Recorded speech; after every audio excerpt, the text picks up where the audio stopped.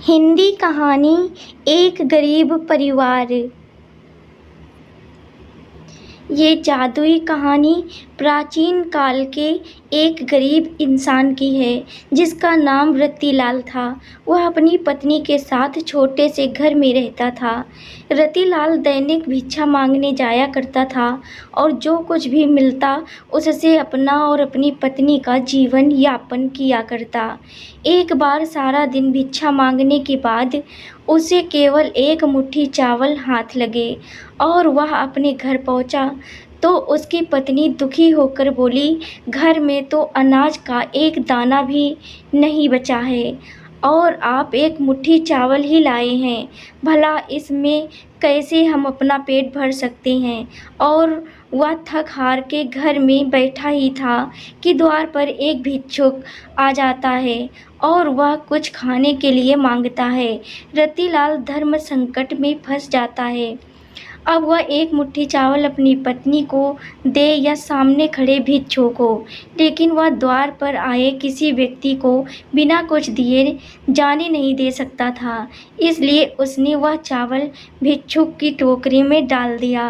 रतिलाल की पत्नी अंदर काम कर रही थी और जैसे ही वह बाहर आई तो रतिलाल ने भिक्षुक को चावल देने वाली बात बता दी और इस बात को सुनते ही रतिलाल की पत्नी गुस्से में आ गई। तभी रतिलाल ने बताया, चावल के बदले भिक्षु उसे एक पतीला दे गए हैं और उन्होंने कहा है कि अब से खाना इसी में बनाना। रतिलाल की पत्नी गुस्से से कहती है, क्या इसमें पानी उबाल कर दूं? क्योंकि अनाज तो है ही नहीं और जो आप लाए थे उसको भी दान में दे दिया। और जैसे ही वह पतीले को उठाती है तो उसे कुछ वजन का एहसास होता है और वह पतीले को खोलकर देखती है तो चौंक जाती है क्योंकि उसमें इन दोनों के लिए पका हुआ खाना रखा होता है। रतिलाल की पत्नी के चेहरे में खाने को देखकर मुस्कुराहट आ जाती है। दरअसल उसने कई दिनों से ठीक से खाना नहीं खाया था, लेकिन रतिलाल यह समझ नहीं पा रहा था कि वह भिक्षु तो उसे खाली पतीला देकर गया था, तो इसमें खाना कहाँ से आया।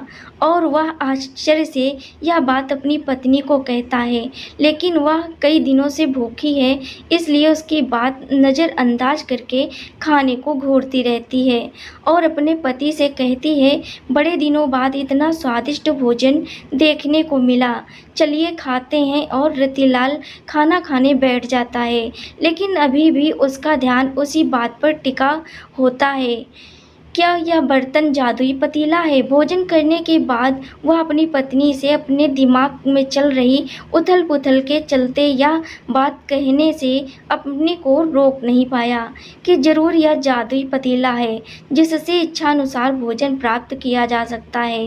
तभी दोनों ने मिलकर पतीले का परीक्षण करने का विचार बनाया और पतीला खाली करके पतीले से दोबारा भोजन बनाने का आग्रह किया और कुछ क्षण में उनकी इच्छानुसार भोजन बनकर तैयार हो गया।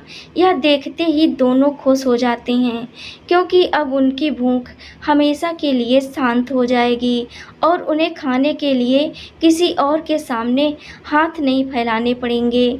खुश होकर दोनों ने राज्य में ऐलान कर दिया कि वह सारे राज्य को खाना खिलाएंगे।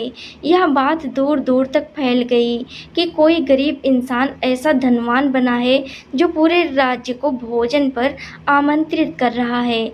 और अगले ही दिन रतिलाल के घर के सामने हजारों की तादाद में लोगों का हुजूम उमड़ पड़ा, जिनमें से ज़्यादातर लोग तो यह देखने आए थे कि भला यह गरीब इतने सारे लोगों को कैसे खाना खिला पाएगा। लेकिन देखते ही देखते एक से एक व्यंजन सबके सामने रख दिए गए और सभी को खुला आमंत्रण दे दिया गया, जितना खाना हो उतना खाइए और ज़रूरत पड़े तो घर भी ले जाइए। यह सुनते ही राज्य के सभी लोगों ने जी भर के खाना खाया और अपने साथ अपने परिवार के लिए भी लेकर गए। लेकिन खाना खत्म नहीं हुआ। यह देखकर कुछ लोगों के मन में शंका उत्पन्न होने लगी है और उन्होंने राजा से जाकर शिकायत कर दी कि महाराज, ज़रूर उसने कहीं से चोरी की है कि अन्यथा उसके पास इतना सारा धन कहाँ से आ जाएगा। कि वह पूरे राज्य को भोजन करवा सके, और राजा भी सच जानना चाहता था। राजा ने रतिलाल को अपने दरबार बुलाया। रतिलाल ने जादुई पतीले की बात राजा से कह दी। राजा के मन में पतीले की बात सुनते ही लालच आ गया और उसने रतिलाल से वह पतीला प्राप्त कर लिया। लेकिन राजा के हाथ में पतीला आते ही बेअसर हो गया। राजा को लगा कि जादुई पतीले की बात झूठ है और उसने रतिलाल को गिरफ्तार कर लिया और उस पर चोरी का आरोप लगाया गया। रतिलाल सबके सामने चिल्लाता रहा, मैंने चोरी नहीं की, लेकिन उसकी बात पर किसी को यकीन नहीं था। राजा ने आदेश दिया कि रतिलाल का पतीला नदी में विसर्जित कर दिया जाए और रतिलाल जब तक अपनी चोरी की गलती स्वीकार न कर ले तब तक कारागार में ही रखा जाए।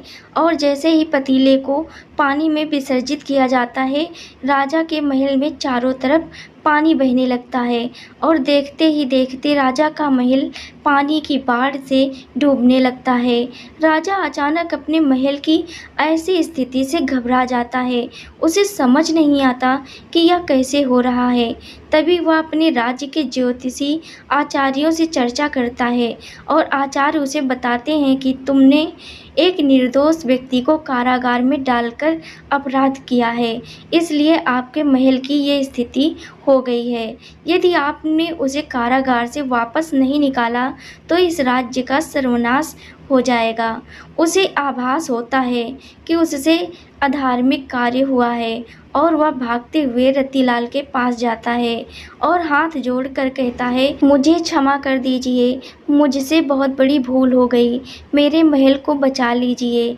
नादानी में मैंने आपका जादुई पतीला नदी में विसर्जित कर दिया है, लेकिन मैं वचन देता हूँ कि जीवन में कभी भी आपको किसी चीज़ की कमी नहीं होने दूंगा। और जैसे ही राजा ने रतिलाल को कारागार से बाहर निकाला, महल में जल का स्तर कम होने लगा। राजा ने रतिलाल को बहुत सी दौलत भेंट की और उसे अपने शाही रथ से उसके घर भिजवाया और एक जादुई कहानी का अंत हो गया।